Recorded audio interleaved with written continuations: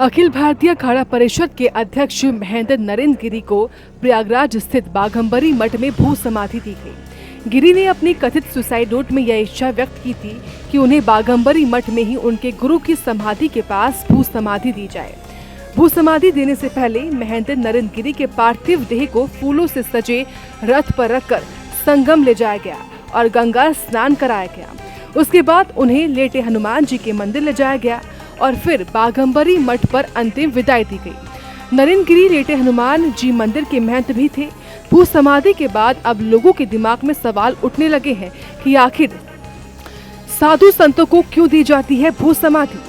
सनातन मान्यताओं के अनुसार संत परंपरा में 3 तरह से संस्कार होते हैं। इन्हें दाह संस्कार, भू समाधि और जल समाधि शामिल है। इससे पहले भी कई संतों के दाह संस्कार और जल समाधि की खबरें सामने आई हैं, लेकिन नदियों में प्रदूषण को देखते हुए अब जल समाधि का चलन कम हो गया है। अब अधिकतर संतों को भू समाधि देने की परंपरा है। साधु और बच्चों में आसक्ति नहीं होती है।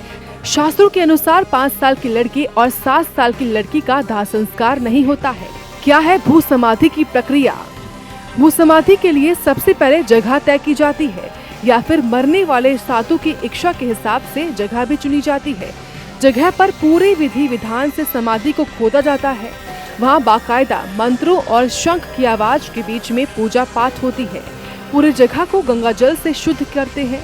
भू समाधि में दिवंगत साधु को समाधि वाली स्थिति में भी बैठाया जाता है। बैठने की इस मुद्रा को सिद्ध योग मुद्रा भी कहते हैं। बताते हैं कि संतों को समाधि इसलिए भी दी जाती है ताकि बाद में उनके अनुयायी अपने आराध्य गुरु का दर्शन और अनुभव उनके समाधि स्थल पर ही कर सके। कब से है समाधि का इतिहास? पौराणिक परंपराओं के अनुसार भू समाधि का इतिहास 1200 साल से भी अधिक का है। आदि गुरु शंकराचार्य को भी केदारनाथ धाम में भू समाधि दी गई थी। महंत अवैधनाथ को भी गोरखनाथ मंदिर परिसर में समाधि दी गई थी।